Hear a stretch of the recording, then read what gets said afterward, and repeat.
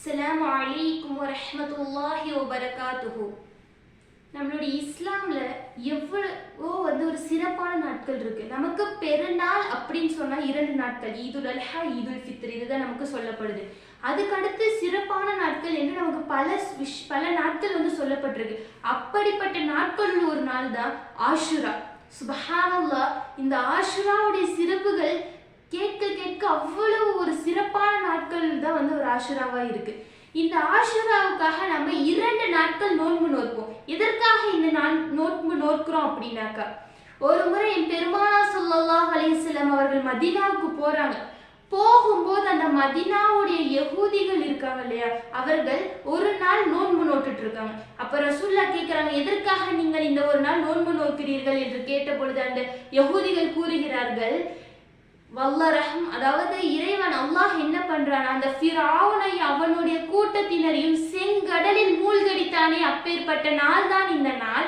அந்த அல்லாஹு தாலா அந்த செங்கடலில் ஃபிரௌனை மூழ்கடிச்சதுனால மூசா அலைஹிஸ்ஸலாம் அவர்கள் அல்லாஹ்விற்கு நன்றி செலுத்தும் விதமா இந்த நாள் நோன்பு வச்சாங்க.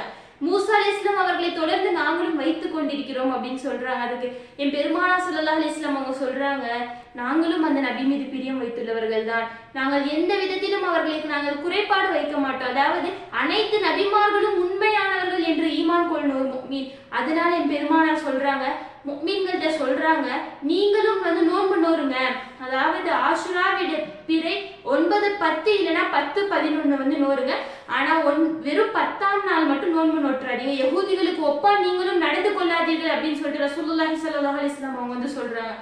இந்த நாள் நம்ம நோன்பு நோட்டுறோம் அப்படின்னா நமக்கு என்ன சிறப்பு தெரியுமா? சுப்ஹானல்லாஹ், யார் அந்த நாள் நோன்பு நோக்குறாங்களோ அவர்கள் ஒரு ஆண்டு நோன்பு நோர்த்த நன்மை அல்லாஹ் தஆலா கொடுக்கிறானா, அவர் அந்த ஒரு ஆண்டு செய்த பாவங்களை அல்லாஹ் தஆலா அழித்து விடுகிறார். சுப்ஹானல்லாஹ், அந்த ஒரு நாள் நோன்பிற்கு அல்லாஹ் எவ்வளவு சிறப்பு பாருங்க.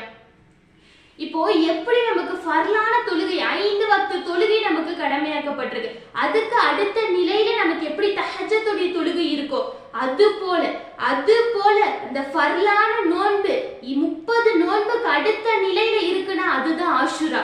அவ்வளவு ஒரு சிறப்பு ஆஷுராவுடைய நோன்பிற்கு இருக்குது. நம்ம இந்த ஆஷுராவுடைய நாள்ல நிறைய நல்ல அமல்கள் செய்து கொள்ளணும். எந்த அளவுக்கு சொன்னா, இப்ப நம்ம ஆஷுராவுடைய நாள்ல ஒரு குளிச்சு நம்ம ஒரு நகங்களை வெட்டி சுர்மா இட்டு ஒரு அத்தர் பூசதெல்லாம் நல்ல விஷயமா இருக்கு. அது மட்டும் இல்லாம ஆஷுராவுடைய நாள்ல அனாதைகள் இருக்காங்க இல்லையா, அவர்களுடைய தலையை தடவி கொடுத்து அவர்கள்கிட்ட ஒரு பண்பா பாசமா நடந்து கொள்ளணும். மார்க்க அறிஞர்களை சென்று அவர்களை நம்ம பார்க்கணும். அந்த ஆஷுராவுடைய நாள்ல அமல்கள் சிறப்பு அமல் என்னன்னா, குல் ஹுவல்லாஹு அஹத் எனும் சூரத்துல் அஹதை 1000 முறை ஓதுவது ஒரு முஸ்தஹபா இருக்கு, ஒரு ரொம்ப சிறப்பான செயலா இருக்கு. இந்த ஆஷுராவுடைய நாள்ல சொல்லப்படுது எப்படின்னா, இந்த ஆஷுராவுடைய நாள்ல யார் இந்த ஆஷுராவுடைய நாள்ல தன்னுடைய குடும்பத்திற்கு கணக்கு பார்க்காமல் செலவு செய்கிறார்களோ அவர்களுடைய ஒரு ஆண்டிற்கான இரணத்தை அல்லாஹ் ஜல்ல ஷானஹு கணக்கு பார்க்காமல் பரக்கத்தாக அவர்களுடைய இரணத்தை கொடுத்து கொண்டே இருக்கிறான். சுப்ஹானல்லாஹ், இதை 60-70 ஆண்டுகள் அனுபவபூர்வமாக கூறுகிறோம் என்று சுஃபியான் ரஹ்மத்துல்லாஹி அலைஹி அவங்க சொல்லியிருக்காங்க.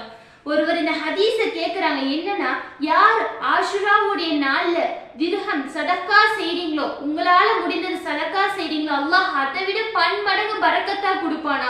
இந்த ஹதீஸை கேட்ட ஒரு நபர் தன்னுடைய காசுல இருந்து ஒரு 1000 தீனார்கள் எடுத்து தனியா இந்த மாதிரி சதக்கா கொடுத்துட்றாங்க.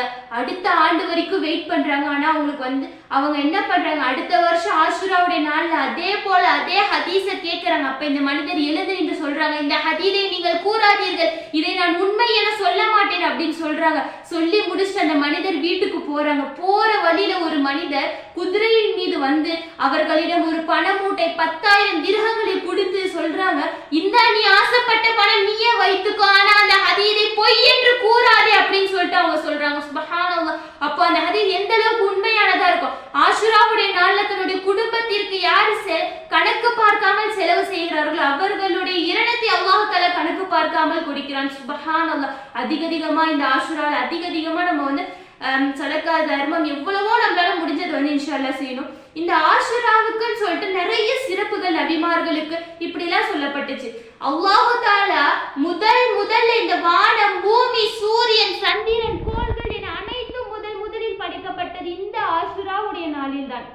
நமக்கு ரஹ்மத்தாக அல்லாஹு தஆலா கொடுக்கிறானே இந்த மலை, முதலில் இந்த பூமிக்கு வந்தது இந்த ஆஷுராவுடைய நாளில் தான்.